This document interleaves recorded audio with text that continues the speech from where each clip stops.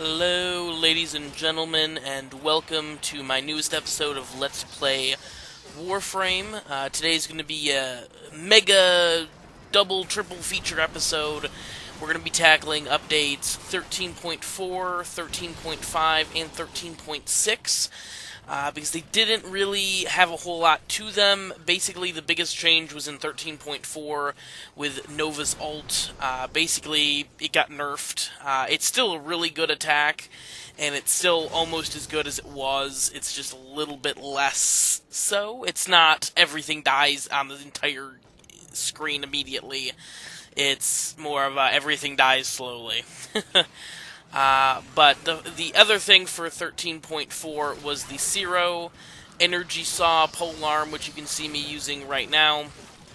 It is a Corpus polearm, and it is a very good polearm. Of the three weapons that we're going to be talking about today, this is definitely my favorite. I'm a big fan of polearms. I really like the Orthos Prime, and the Orthos for that matter. And this one is no exception. As you can see here, the stats are up on the screen right now. It does 75 damage, and you can pause it. I didn't put it up for very long. It does 75 damage per hit, and it has innate electrical damage, which is really awesome, because electric damage is the building block for most of the really good element combinations. So that way, because you already have electricity on there, you don't need to put an extra electric mod on the weapon, so you can put something else on there. Now, what I went with for my personal build, because the status effect is so high, the status chance is 25%, I went ahead and put the, I put the Tethra Doom mod on there, the one that does electric damage plus status chance. So, yes, technically I still buffed the electric damage. Oh, hello, phone. I still buffed the electric damage, but I also buffed the status chance too. And that's really where you want to go with this particular weapon, is status chance. Most weapons either want to do crit and crit chance and crit damage, or status chance, and this is definitely a status chance type weapon. I would definitely run. I'd even go so far as to take the channeling mod for status chance. The channeling mod that gives you status chance but takes away from your channeling efficiency, because this weapon has just got such a high base status chance that I think it's worth it. You'd be hitting close to, I think, 75% status chance. But yeah, it's got good reach. It's got 75 base damage, which puts it in the top 5 strongest melee weapons in the game. It's a little pricey to make. It took quite a few resources to make, but it's well worth it. It is clan research. It is a Corpus weapon, but the Serro is a very solid weapon, and I would highly recommend you pick it up. Very nice. And you've seen me a couple times use Nova's ult. Basically, the biggest change is, instead of it being instant, it's kind of this bubble that slowly moves out from Nova.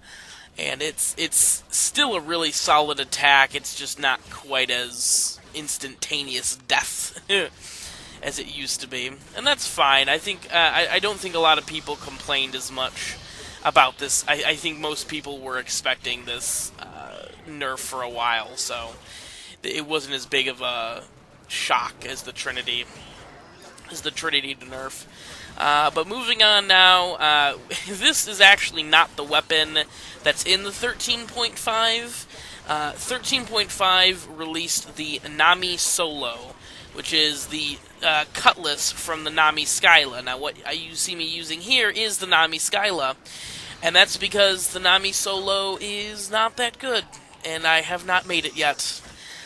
Basically because it takes 2 Argon Crystals, which, if you don't know, Argon Crystals are a rare resource that only drop in the Void, and it that's just too high a resource cost for a weapon that does max, I think, 30 damage, roughly.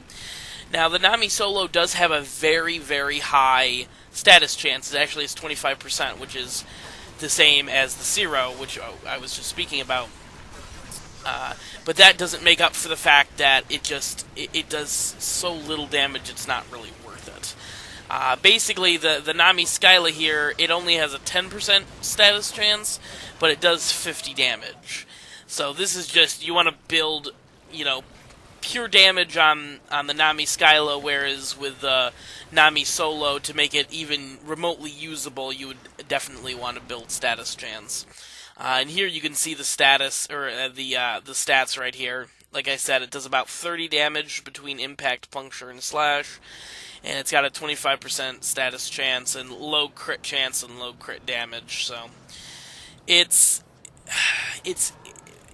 not worth the build cost for me right now. Maybe sometime later on down the road, I'll pick it up. But for right now, I've got so many other better weapons to build and better weapons to level and get to 30 that, the Nami Solo is just not really worth my time.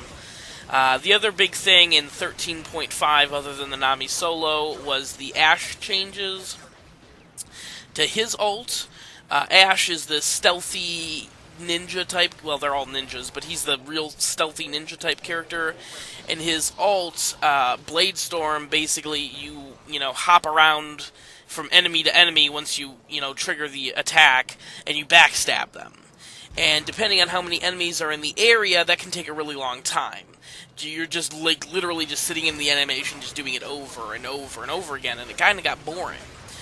So what the developers have done is now you have two shadow clones that also do the same, that are also backstabbing people. The clones and your Ash only hits enemies one time. So it's not like you have to hit the same enemy that your clone did. So it kind of decreases the amount of time you're stuck in the animation, which is nice. I like that. But it doesn't nerf the attack, because the clones do the same amount of damage as you do, so that's nice. But that's pretty much all that was in 13.5. Now we're moving on to 13.6, and I would like to know, who the hell at Digital Extremes has a fetish with portable shotguns? I would really love to know why there are so many secondary shotguns. I think there are more secondary shotguns, if you include the Akimbos, than actual real shotguns at this point. You have the Brak, you have the Detron, you have the Bronco, you have the Akimbo Bronco, you have the Bronco Prime, you have the Akimbo Bronco Prime, that's 6. And now, in 13.6, you have the Pyrana, which is the Tenno type, here it is, the Tenno portable shotgun. It's a pretty good shotgun. It has very low resource cost to build. It is clan research in the Tenno lab, but I think the rare material to build it was control modules, and control modules aren't really that rare. So it's real easy to build, and it's not bad. It's definitely not a bad gun. It's got decent status chance, not great, but decent.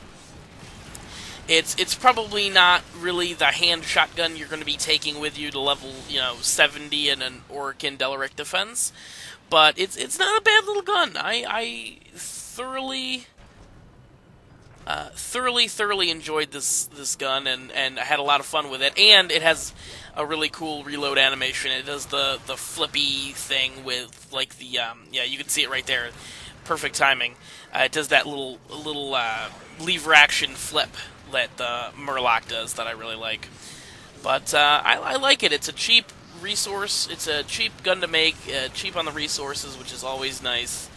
And it's actually worth it. It does about 100 damage a shot, which is really good with 180% multi-shot and a couple of element mods on there. It's a solid weapon. It's definitely something I would look into if I were you. I highly recommend it. Alright, I think that's going to wrap up this episode right here. We're going to when this episode's going to come out a few days before the new Prime Access comes out for, I think, Loki Prime. It hasn't been officially announced yet who the new Prime is, but everyone's pretty positive it's going to be Loki Prime.